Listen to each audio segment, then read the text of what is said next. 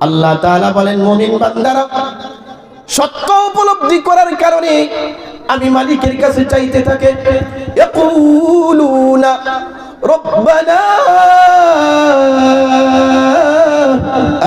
আমান্না ফাকতুবনা মা'আশ শাহিদিন।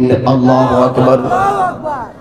আমার মুসলমান ভাইরা, এই আয়াতে কারিমা এই শেষের অংশ আল্লাহ তাআলা বলতেছেন মুমিন বান্দারা চোখ থেকে পানি ছাড়তে থাকে আর আমি রবের কাছে চাইতে থাকে আর বলতে থাকে ইয়াকুলুনা রব্বানা, হে আমার প্রভু।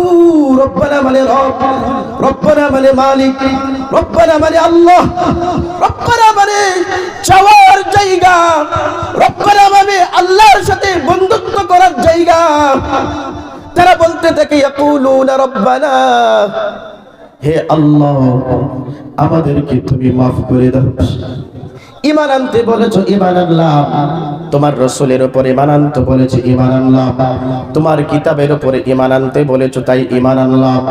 তোমার হাবিব সহ যত আম্বিয়ায়ে কেরাম পৃথিবীতে আসেন সকলের উপরে ঈমান আনতে বলেছো, ঈমান আনলাম।